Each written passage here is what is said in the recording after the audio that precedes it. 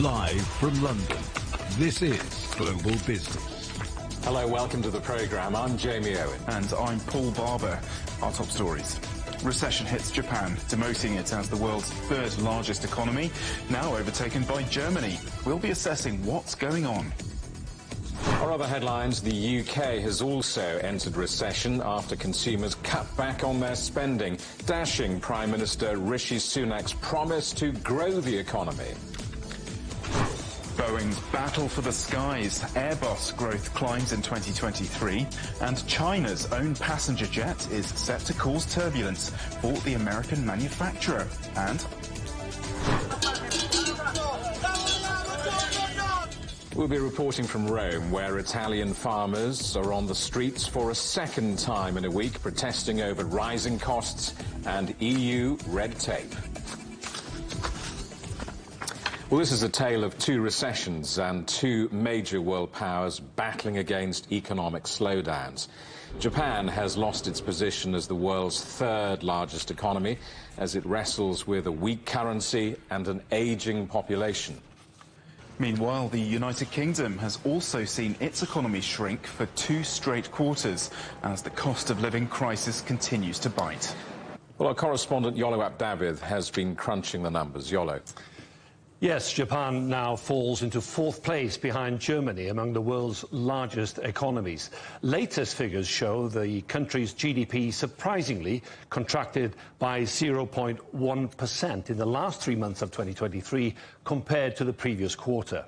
It comes after the country's economy shrank by 0.7% in the previous quarter, and the recession is defined as 2 consecutive quarterly contractions.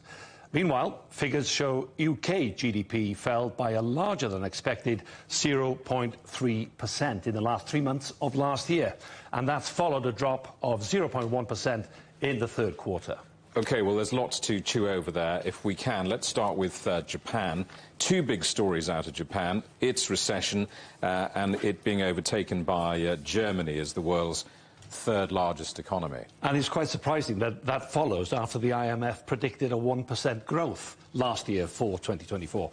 So, yes, it's the yen and the fall of the yen, and it's also a shrinking population, an elderly population in Japan. Now, let's look at the currency first. The currency has fallen sharply in the last 2 years, 7% last year.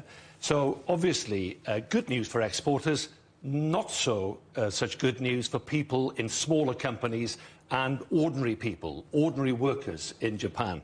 So they've been obviously affected. There's been a cost of living crisis. They talk about it in Japan as well as in parts of Europe. And it shows that there is weakening consumption, higher prices for food, for energy, and all the things that most people are familiar with. And of course, it's been really hit badly by the currency. So the main problems, well, the yen is one of them, but long-standing problems are the demographics, the increase in terms of people's life expectancy, and also it is about, you know, the consumption by ordinary workers. So all that's dropped. So what are the problems ahead? Well, already, you know, some 15 years ago, China overtook Japan to be the 2nd largest economy. Now it's lost to the 3rd spot for Germany. And looking further afield, another dent to Japan's prestige, probably with India, a young, bigger population, which is likely to eclipse both Japan and Germany.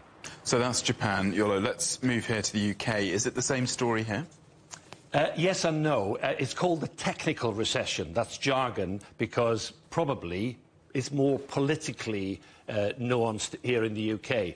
Frankly, yes, as we saw in those figures, there's been a drop in the last 2 quarters, but a 0.1% growth overall.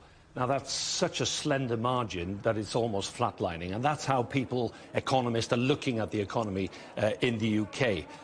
But the problems here are similar in terms of cost of living, it's similar in terms of inflation, it's similar in terms of the squeeze on where ordinary families and individuals spend their money, you know, public transport, food, energy bills and all the rest of it. And politically, it's already been called Rishi's recession. Why? Because there's a general election on the horizon in the UK. We don't know when. And also, There are problems with education, more children staying away from schools since COVID days. There is industrial action, that's hampered last year. Looks like it might be hampering again this year. And a creaking healthcare. And all these are problems which are not going away for the government, may not even go away for the next government, if there is one. And also the fact it shows that the economy in the UK is stagnating, and it has stagnated for 2 years. Let's talk about Germany, because once upon a time we used to call it the engine, the powerhouse of the European economy, but the engine is spluttering somewhat. I don't know what your Germans like, but it used to call it Jobwunder, the employment miracle. But the thing is, Germany, right, it's overtaken Japan, but still, it isn't doing well. It has the same kind of structural problems that the UK has, even though it is the biggest economy, the highest population within the European Union. So there's different competition here, almost like a triple whammy. It's vulnerable to foreign competition. Obviously, the uncertain geopolitics, which is affecting a lot of different countries in different ways. It's also pushing hard in terms of zero emissions and the climate, and that's having an economic impact, as it is in the UK. And the workforce is elderly. And there is a concern in Germany, where do they go in terms of getting new workforce? Do they look for more migrants? Do they change their education and training? Again, that's an UK problem. And, you know, even when you have a Green minister in the economy minister in the government, part of the coalition, and he says things are dramatically bad in Germany, and that tells you how bad it is if the minister is already saying that. So the big problem, I think, looking ahead for the Germans is, where do they actually grow? What do they change to have that growth, to go back to that Jobwunder of 2010? And they have also a populist hard-right party breathing down the neck of the government. So how radical can they afford to be should they lose power?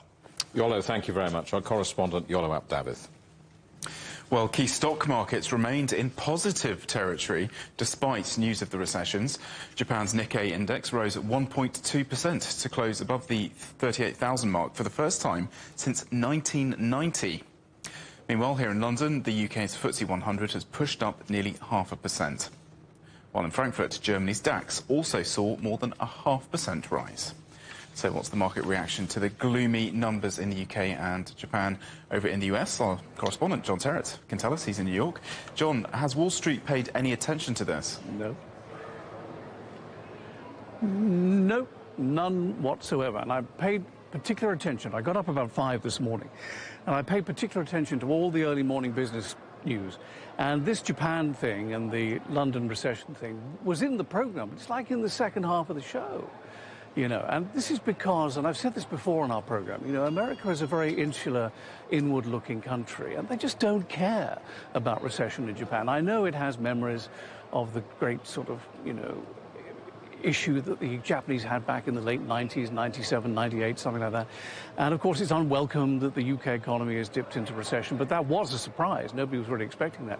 Here on Wall Street, they just go, okay, and move on. And what they're moving on to is things like AI and the promise that that brings, and more importantly, interest rate cuts and when they may happen. And I can report, I've just spoken to Tim, one of the traders here on the floor, and he said to me, John, I can tell you this, there's no follow-through to Monday's huge sell-off. Everybody is trading within their groups here today. So there's no sign, at least at the moment, of any kind of, you know, massive downswing here on Wall Street because of these two countries dipping into recession. Now, having said all of that, of course, Wall Street is expecting there to be an interest rate cut, or 2, if not 3 or 4, before the election in November. But there is a growing group of people on Wall Street who worry that we may not get one at all. And I don't think it's dawned on these people just yet. First of all, we thought there would be a cut in March. Then Powell ruled that out. Then we were looking 50-50 for May. Now it seems to be June. And there's a group of people who think it might not even happen in June. So I just have to lay that out there.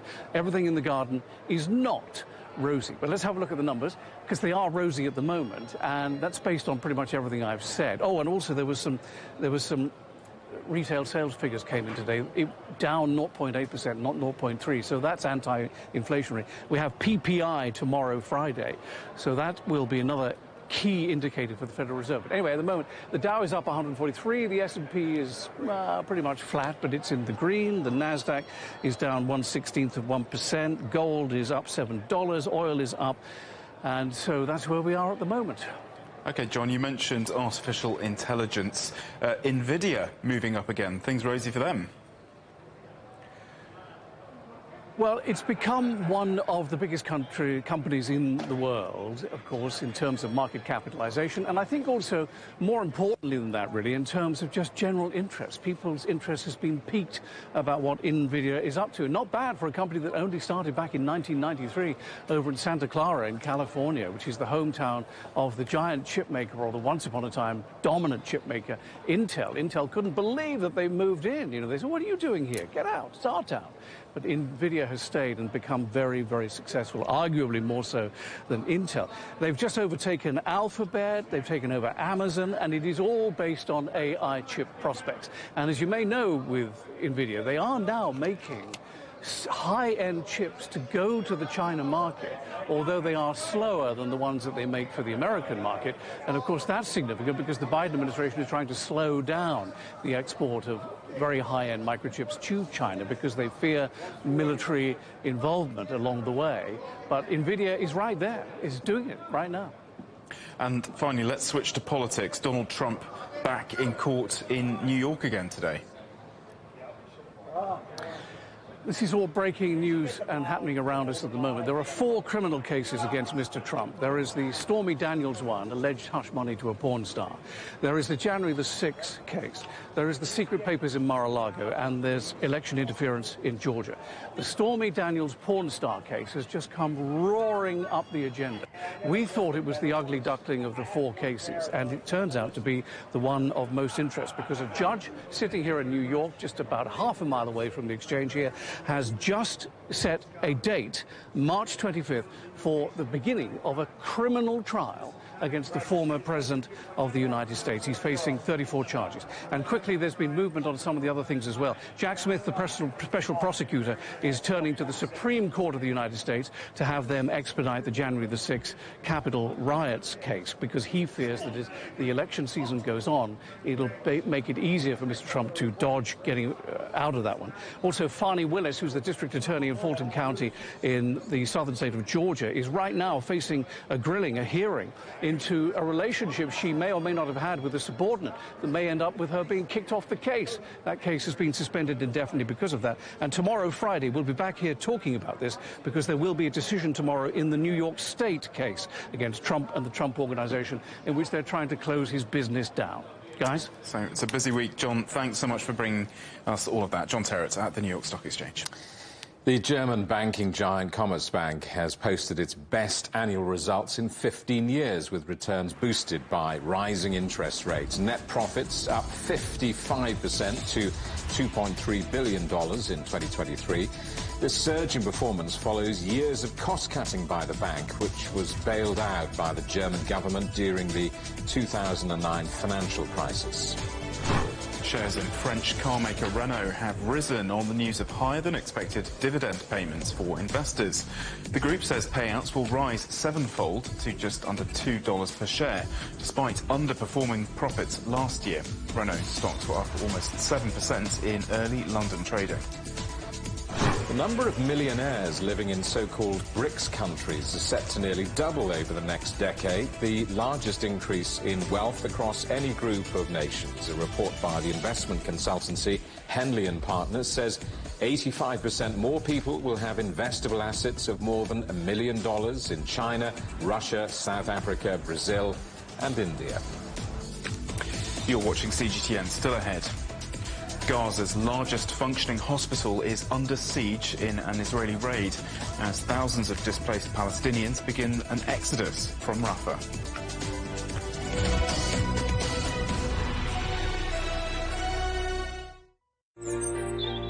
Ever wondered what's the difference between a bear and a bull market? Where are the cash cows? And who are the lame ducks? And what exactly are black swans, grey rhinos, and unicorn companies? Make sense of it all with global business, only on CGTN. I think it should be more global cooperation. I would like to hear more the voice of the developing countries. Globalization has lifted more than 1 billion people out of poverty. The green transition has to happen. It's a necessity. Well, China and the United States are important powers in the world. What unites us is much more than what divides us. And I believe China is committed to this agenda. Join me, Juliet Mann, to set the agenda at these times every weekend on CGTN.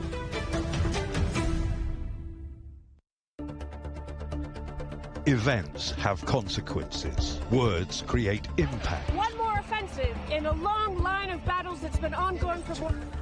Just got to be careful here with some gunshots. Excuse us, excuse us. The world today matters for your world tomorrow. The number of casualties is growing quickly. Why? This is one of the hardest hit towns in the region. The world today, every day on CGTN.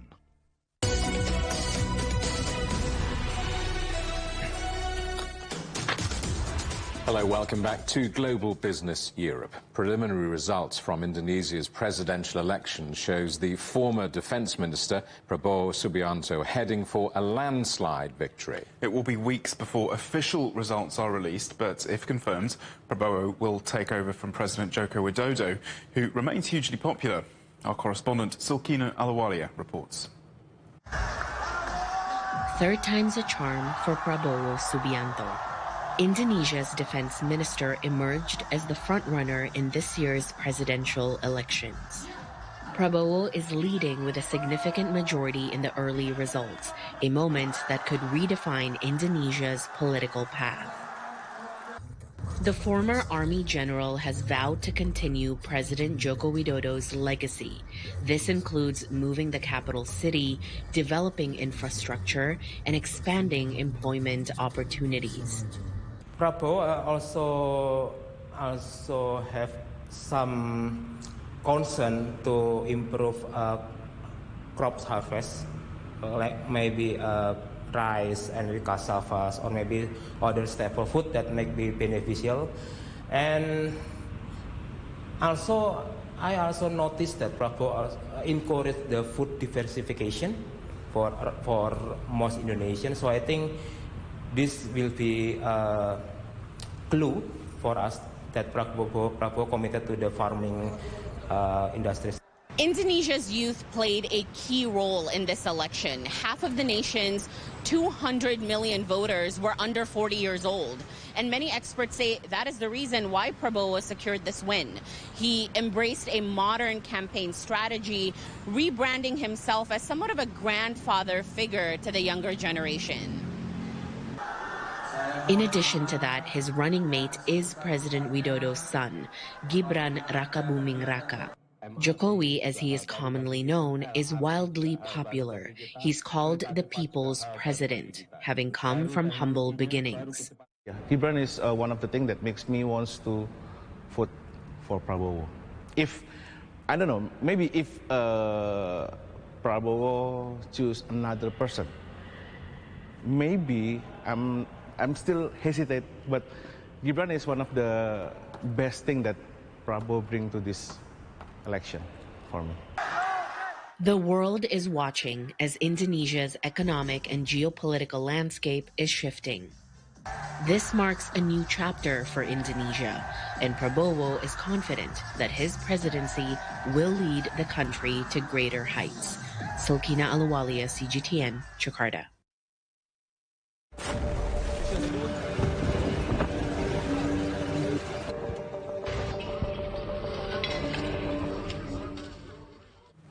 There have been chaotic scenes inside Gaza's biggest functioning hospital, where Israeli special forces have carried out what they've described as a precise and limited mission.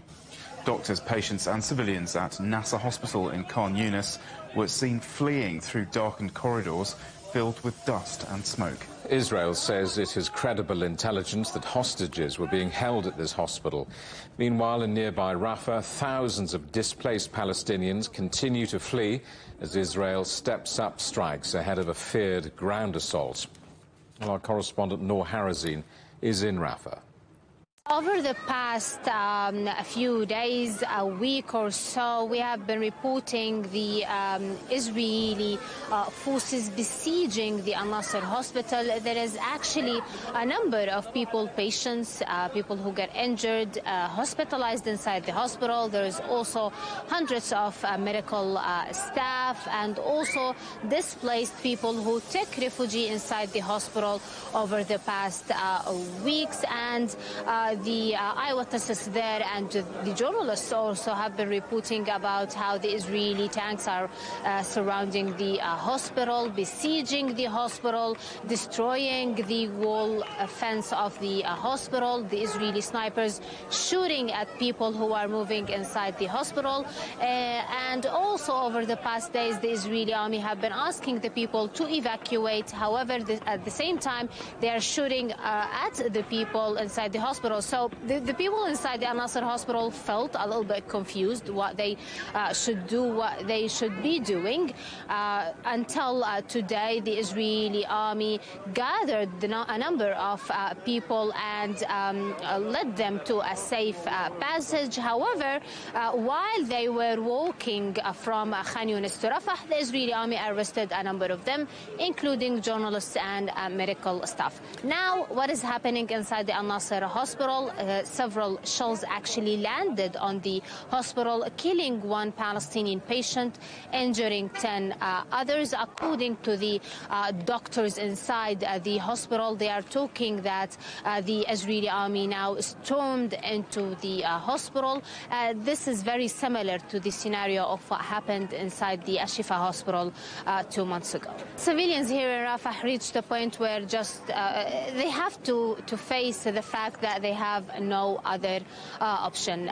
We have been talking over the past days how there is a number of people that actually evacuated Rafah to Middle Gaza, but those people are the people who are already residents of Middle Gaza and can go back to Middle Gaza. But most of the people who are taking refuge in Rafah are from northern Gaza. We are talking about more than 1.5 million people here in Rafah. So, and these people are actually already facing so many hardships, so many difficulties, even finding a shelter here in Rafah. The Israeli military says fighter jets have hit dozens of Hezbollah targets in Lebanon. The Lebanese armed group, which supports Hamas, says Israel will pay for the deaths of civilians. Israel launched the attacks after a rocket was fired from Lebanon into Israel on Wednesday. Border skirmishes have been taking place for months, fueling concern about the risk of an all-out confrontation. We heard 2 impacts. We heard the sound of 2 missiles landing. We went outside and saw smoke. Who can respond? Who is asking about us? No one cares about anything. You talk about the United Nations, but Israel is everything. It has the say. May God give strength to the resistance. Let's get the view now from Israel. Our correspondent Sarah Coates is in Tel Aviv. Sarah, what's the latest from Israel about the attacks in Lebanon? This situation is only continuing to escalate. Just in the last 20 minutes, there was a rocket. It was fired from southern Lebanon, landing in the northern town of Kiryat Shmona. We do understand that this rocket landed before the air raid sirens were set off. At this hour, the military is confirming this happened. It's not saying whether there were any injuries or whether there's been any damage. But even over the last hour before this specific incident, these sirens on that northern border continue to ring out. So what we can expect to see very, very shortly is some sort of a response from Israel. A little earlier today, as you mentioned, the Israeli military did strike a number of Hezbollah positions in southern Lebanon. These were rocket launching positions, buildings and other infrastructure. The IDF Chief of Staff, Herzi Halevi, he toured that region early this morning, he leveled a warning at Hezbollah. He said the military is preparing for war in the north amid these daily attacks, saying we are not finishing until residents are returned to their homes in the north, referring there to the 80,000 or so Israeli residents who've been displaced since October 7. And what's the Israeli military said, Sarah, about its operation inside the Nasser hospital? It claims that hostages and bodies are inside this hospital. At this hour, there's been no confirmation as to whether any hostages or whether any bodies have actually been found. The military did say a little earlier that its special forces are operating inside there in a precise and limited operation, adding that troops would not be forcibly evacuating residents. And this goes against really what we've been hearing from doctors on the ground, saying that they have been marched out alongside patients. Here's what we heard from the IDF spokesperson Daniel Hagari just a little earlier. According to intelligence assessments and information we gathered on the ground, over 85% of major medical facilities in Gaza have been used by Hamas for terror operations. Because Hamas terrorists are likely hiding behind injured civilians inside Nasser Hospital right now and appear to have used the hospital to hide our hostages there too, the IDF is conducting a precise and limited operation inside Nasser Hospital. Now, with regards to these hostage talks that have been underway in Egypt, one of the people involved in those talks, CIA Director Bill Burns, he has just landed here in Israel, making a surprise visit. He'll be meeting with the Prime Minister Benjamin Netanyahu, potentially also the War Cabinet, which is meeting a little later on tonight, just really showing the pressure that the United States is putting on Israel to come to some sort of an agreement. Sarah, many thanks for that. Sarah Coates reporting from Tel Aviv. Well, as Sarah was saying, international pressure is mounting on Israel to do more to protect Palestinians. The United Nations aid chief says diplomatic efforts must be intensified to stop a ground offensive in Rafah. It's that decision we're waiting for, whether they will move in on Rafah or not, and still not realize that that kind of military action doesn't do the job. That's the thing that worries us most at the moment. We must all hope that their friends, the friends of Israel and those who care about Israel's security, give them good counsel at this moment to say that's not the way. Gideon Levy is an Israeli journalist and author who's a columnist for the Haaretz newspaper. He says that while international criticism of Israel may have grown, action has been lacking. The international community knows very well how to change things on the ground when it wants to. After the invasion of Russia into Crimea, the international community knew very well how to put sanctions over Russia, and nobody spoke about pressure. Everyone spoke about concrete actions which were taken, concrete measures. With Israel, the world is paying its lip service, but this is not enough because Israel is experienced enough and knows well enough that it can ignore those hollow condemnations as long as it is only talkings. Why do you believe the international community is so reluctant to do more? It's a very complex issue because it has to do with the very special status or position, the way that Israel is perceived by the world. Specifically in this time, I'm not sure how much the world cares about the Palestinians, and I have my thoughts how many countries would like, including Arab countries, would have loved to see Israel crashing Hamas, because Hamas might endanger some Arab regimes. Hamas stands for the Muslim Brotherhood, and I'm not sure that those expressions are really reflecting the real thoughts of many in the West and in the Arab world. And beside this, until now we know that Israel has a special status in the world, and what is forbidden for many countries is allowed for Israel for many years so. How much support does Israel's Prime Minister Netanyahu have outside Israel, inside Israel, within his own party, and even within his own cabinet? Outside, he is in his lowest point ever. Almost nobody comes here anymore, and nobody will talk to him except of the new president of Argentina, which tells you everything. Inside, Netanyahu is still a strong prime minister. The polls are very bad for him, but as long as he is in office, he is still very influential and very strong within his party, within even Israel's public opinion. They would not re-elect him, most probably, but as long as he is the prime minister, he gets quite support. But above all, the question must be, how many Israelis support the continuance of the war? And the answer to this is very clear. The vast majority of Israelis support continuing this war. And this is what matters. At least 5 people, including 1 child, have been killed in Russia's Belgorod region after a Ukrainian missile strike. The governor says a further 18 people were injured. Earlier on Thursday, a Ukrainian drone strike hit an oil depot in the Kursk region, setting it on fire. Kiev has repeatedly used drone attacks to target Russian energy infrastructure, most recently striking 2 oil refineries. At least 1 person has been killed and 21 others injured in a shooting during a Super Bowl victory parade in Kansas City in the U.S. state of Missouri. Many of the injured are in a critical condition. The police have arrested 3 men and say the attack was not terror-related. The event was celebrating the win by the Kansas City Chiefs. President Biden has again called for tougher gun control.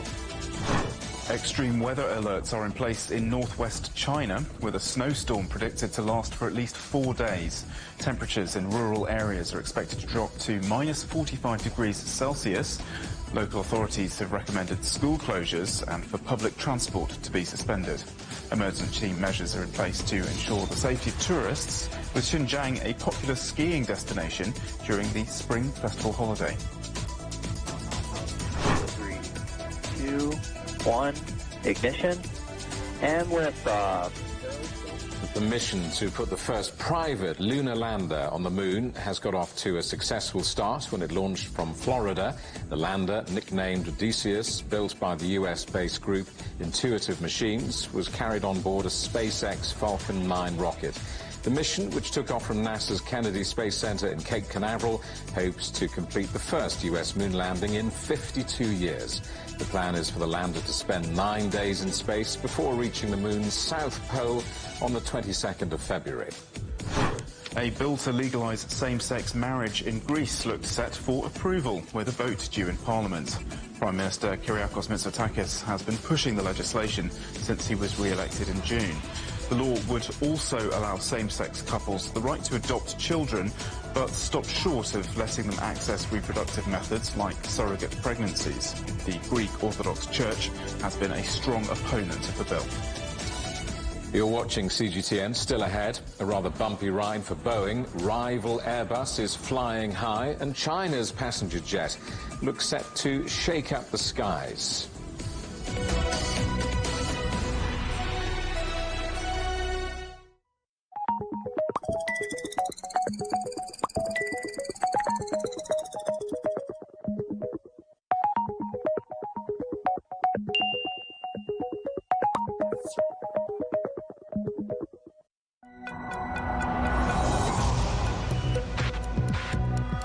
Each day, there are millions of stories.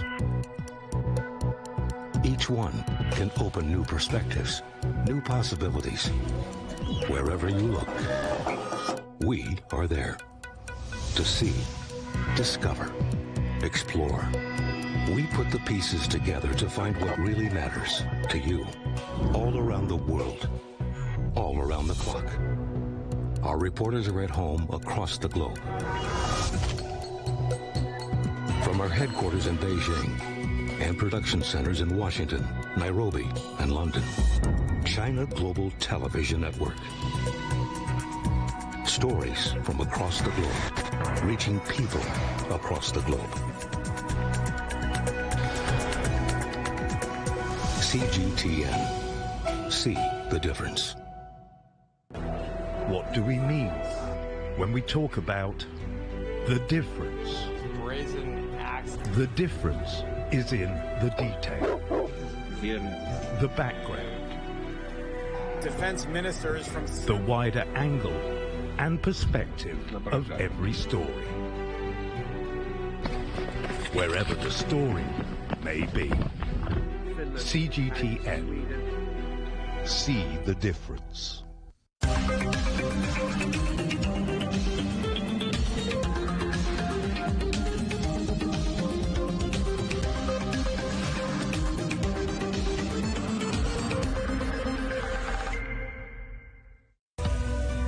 We are all connected. Across borders, across continents, connected by ideas, a shared humanity. Stay connected.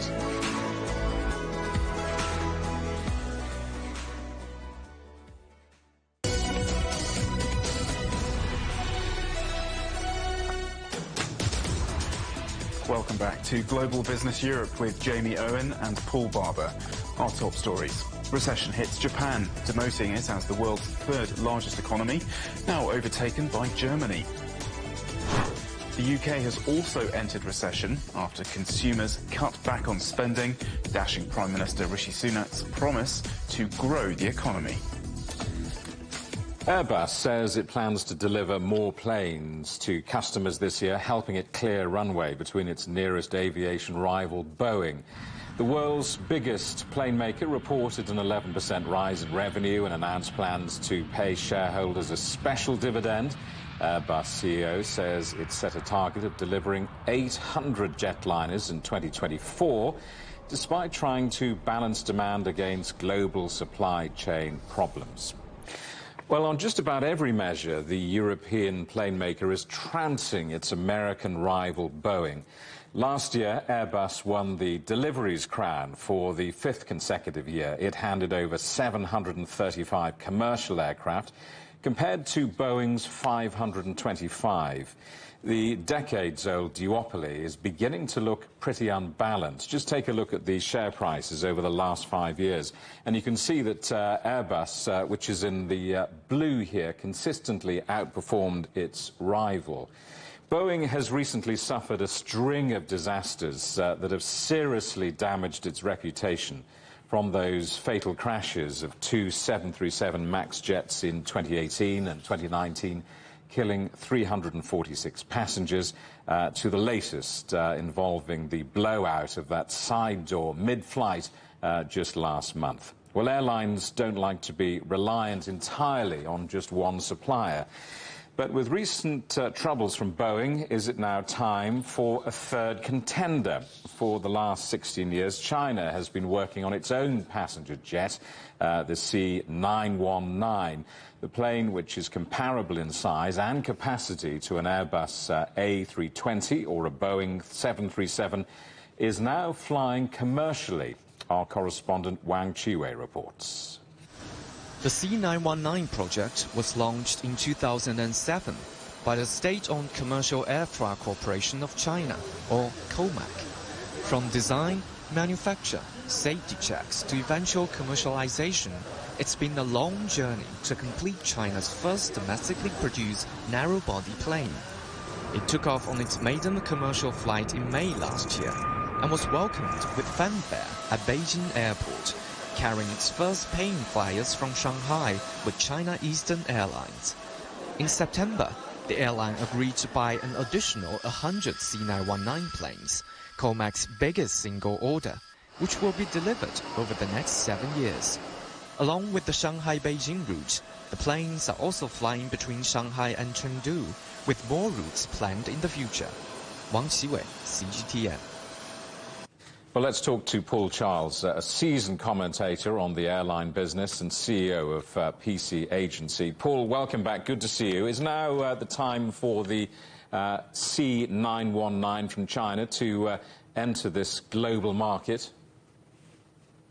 from an airline's perspective, this is the ideal time because they want to see much more competition between that duopoly that you've been referring to, between a vibrant and strong Airbus and a down on its knees Boeing.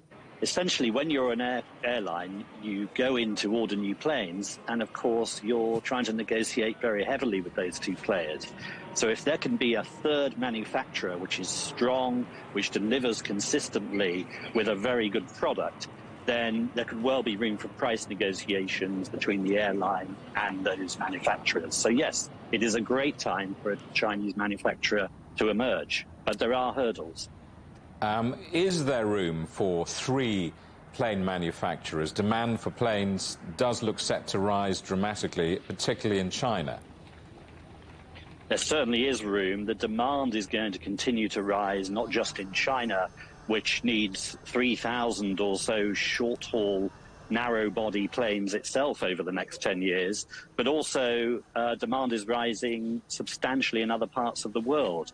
Demand is strong post-COVID, and for airlines, they're having trouble filling the capacity. They're having trouble meeting the demand that the passengers are obviously paying for. So, yes, there's plenty of room for a third manufacturer like Comac to emerge with the C919. The problem is it needs years, it needs time. It has to prove that this aircraft has a strong track record from a safety point of view, and that's where Airbus and Boeing have the edge. Because, of course, they've got decades of track record, of flying experience, and Comac simply doesn't have that yet. Paul, just talk us through that timeline then. I mean, just how many years till it's certified in the United States and Europe? The regulators are busy, of course, with issues like the Boeing door issue on the 737 MAX. And that is going to slow down certification, sadly, for any new entrant. But I think you'll find over the next 5 years that the C919 is able to prove its worth and prove that there is room in the market for it. So whilst it may be able to prove a strong track record within China, flying for airlines like China Eastern and potentially Air China, it will have to prove that it has a strong, safe track record outside of China. And that's what the regulators will be looking for before, of course, they can certify it. So that will be a good 5 years, I think. But in 10 years' time, we could be looking at a very strong Chinese manufacturer taking on Airbus and Boeing in the big league. Paul, there's a big vulnerability here, though, isn't there? Airline manufacturing is an international collaborative business. You look at Airbus, which is built all over Europe. It's like a giant Lego set with bits being made all over the place. China's C919 is made, I understand, using imported parts. I mean, do you see this being a problem in the face of any new trade war? I think in 2020, President Trump threatened to withdraw the LEAP engine. You're absolutely right that Airbus and Boeing have built their success based on manufacturing plants all over the world, in different parts of the world, using suppliers all over the world. It's a vast network. So the Chinese will have to replicate that. That's going to take a long time. So in the short term, they're using parts that are imported, and that brings its own problems, of course. The CFM engines that are used on the C919 have had their own issues recently, the French CFM engines, and that's been a setback. Of course, it enables other countries to put higher prices for those imports into China and use them as a negotiating tool within trade negotiations. But the aviation family is very supportive generally. It generally backs itself wherever you are in the world. Countries support each other. It's, of course, governments that get in the way, and that's where you get tensions which can lead to delays in manufacturing. Paul, good to see you. Thanks so much for joining us. Paul Charles, the CEO of PC Agency.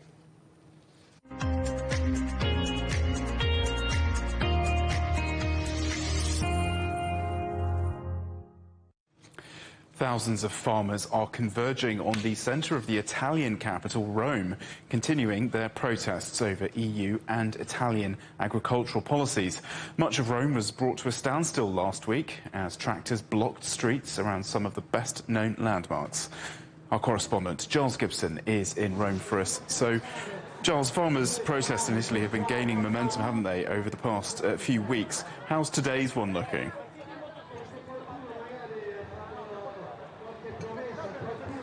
And perhaps as a result of that gaining momentum, the organisers of this protest were making some pretty big estimates or claims about the number of people who would show up. They were talking about maybe 20,000 people descending on the centre of Rome, but as you can see behind me, that really hasn't materialised. It's been a little bit difficult to get an exact idea of numbers because the tractors and the farmers and the protesters have been moving through the city, but really at its absolute peak here in the Circo Massimo, which is a big park right in the centre of Rome, we've had maybe 500, 600 people, absolutely max. Speaking to some of those farmers here, they share a lot of the concerns that I've heard reporting on these protests in other parts of Europe. So they're talking about imports coming in from places like Ukraine, basically undercutting them, with those imports having lower standards, they say. They're talking about their costs going up and supermarket groups here in Italy driving down the prices that they're paying for farmers' products.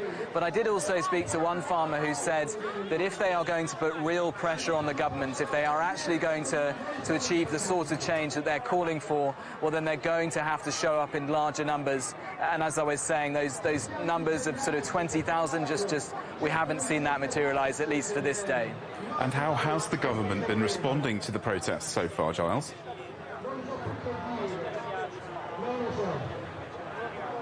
Well, ahead of the protests, and really since they took office, Giorgia Meloni's right-wing government has been seen as very pro-farmer and pro-agricultural sector in general. They've done things which were really largely seen as symbolic, such as bringing in legislation that is banning the sale of synthetic, of laboratory-grown meat here in Italy. That was seen as really a message of support to the agricultural sector as a whole. They have, since these protests first begun, also brought in some targeted tax breaks for farmers. Those are set to last for a couple of years. But really, as I say, if they are going to get the sorts of concessions that we've seen, for example, from the European Commission, when we saw so many farmers cramming into the heart of Brussels in recent weeks, if they're going to get the sort of concessions that we've seen in the Netherlands or in France, for example, then Italian farmers are just going to have to show up in greater numbers in order to put pressure on the Meloni government. Giles Gibson in Rome, thank you very much. Well, poultry farmers in Nigeria are calling for urgent help from the government. Faced with inflation, currency devaluation and a long-running cash crunch, many say they're on the brink of collapse. Nigeria's poultry industry is a hugely important pillar of the country's economy, providing more than 2 million jobs. Our correspondent Kelechi Emekalam reports. Ephraim Augustine, a farm supervisor at Total Poultry Farm in Abuja, Nigeria's capital, expresses the struggle of running the business without profits. Despite operating for over a decade with more than 1,000 birds, the farm faces one of its worst times. From diminishing yields to surging operational costs, Ephraim blames it all on inflation and its ripple effects on business. We used to buy feed IS7, IS8,000, but now it has been doubled. It is ×2 of what we were buying as at then, which means that we are spending excessively because of the high cost of feeding, high cost of electricity, high cost of everything has added. The plight extends beyond Ephraim's farm, echoing across Nigeria's poultry sector. The industry's challenges began with the cash crunch of 2023, a fallout of the Naira redesign policy. This has worsened amid rising inflation, pushing the cost of bird feeds beyond the reach of many farmers. With a cumulative loss of 3 trillion naira, or approximately $2.1 billion, stakeholders warn of an impending total collapse. Part of the challenges that is facing the industry, one is capital, second is security, third is power, and fourthly is the input use. Over the years, inflation has eroded many households' income, and that affected their capacity to be participating in poultry businesses. Once valued at $4.2 billion, Nigeria's poultry industry now hangs in the balance. The sector contributes about 25% to the country's agricultural GDP and employs over 25 million people.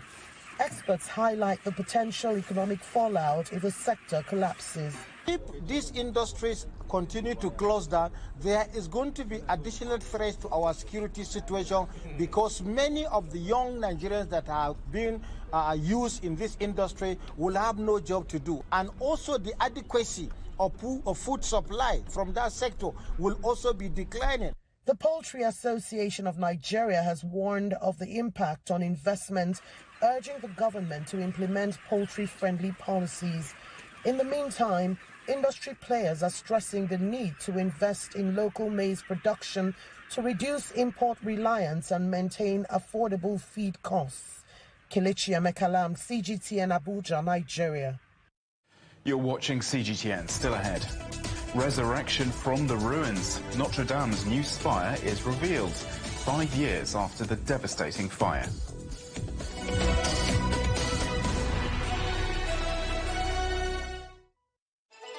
What if a Chinese dragon isn't a dragon? You all know about dragons, right? Mouths full of fire, wings full of scales, and of course, bad tempers. Really bad tempers. So what about those Chinese dragons? Take a look at this piece, now in the Chinese National Museum. In this subtly carved jade from the Neolithic era, we can already see the basic outline. Over time, it developed a more distinct image, with a horse's head, eagle's claws, fish scales, deer antlers, and the body of a snake. But you'll notice, no wings. So, if you want to call it a dragon, that's fine. But if you ever meet one, and you don't want to offend it, it might be better to use its Chinese name, the Lung.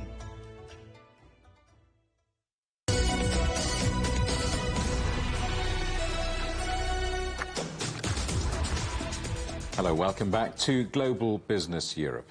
The renovated spire of the world-famous Notre Dame Cathedral has been revealed 5 years after the historic Paris landmark was ravaged by fire. Shrouded by scaffolding since, it's been undergoing restoration since 2019.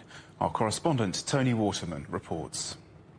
In 2019, tens of millions of people around the world watched in real time as the 19th century spire atop Notre Dame Cathedral toppled over, engulfed in flames.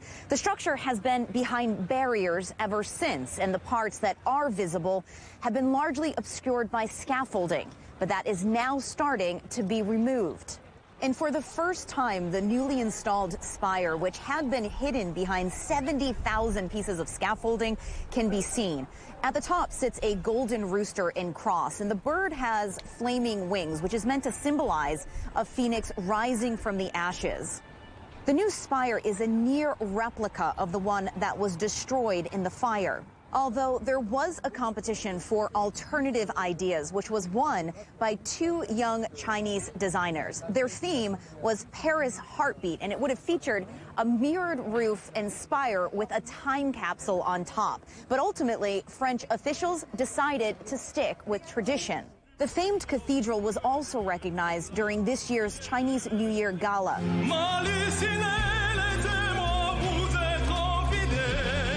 Singers from France and China performed Belle from the smash hit musical Notre Dame de Paris, marking the 60th anniversary of Sino-French diplomatic relations.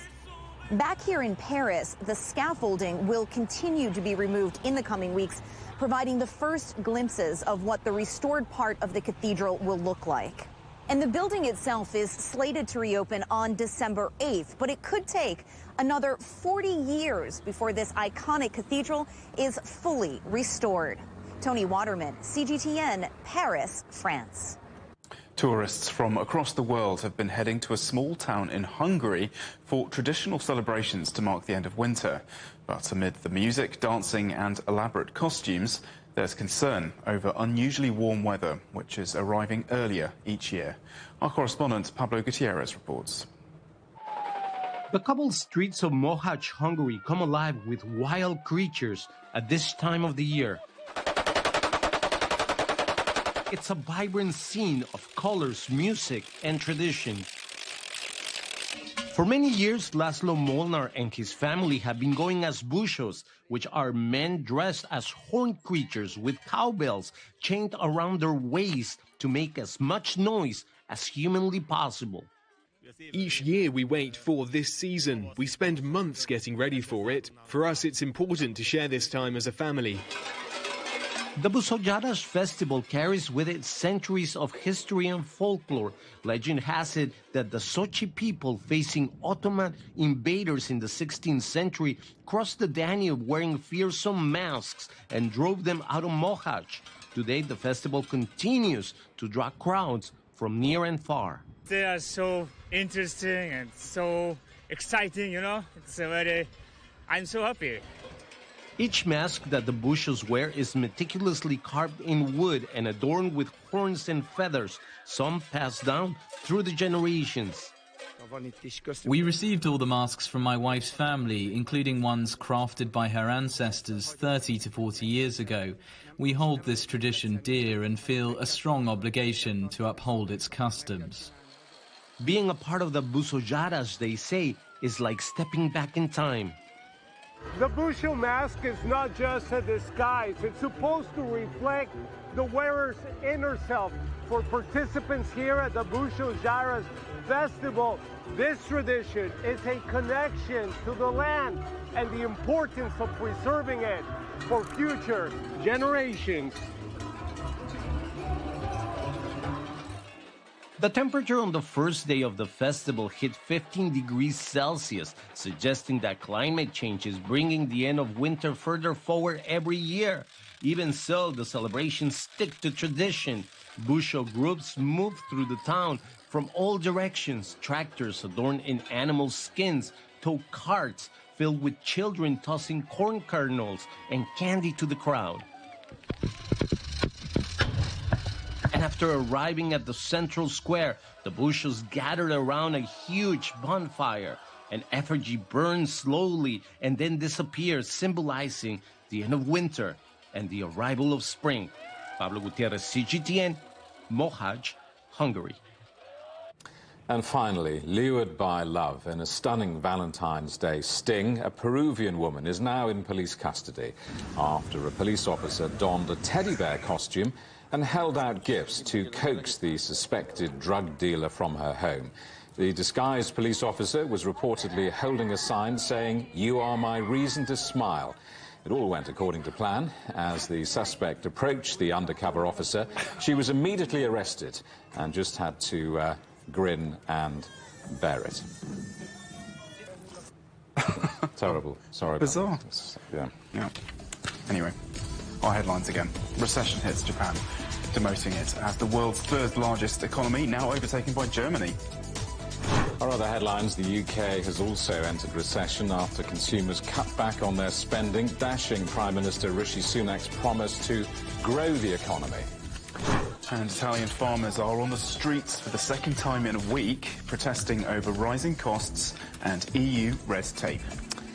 And that's it for Global Business Europe. Thank you for watching. More on all our stories at europe.cgtn.com, and do follow CGTN Europe on Facebook, Instagram and TikTok. And you can go to CGTN Europe's channel on the Telegram app or scan the QR code on the screen to get stories and updates sent direct to your phone. Up next on CGTN, it's Africa Live, but we'll see you again tomorrow, same time, same place. From all the team in London, goodbye. Goodbye.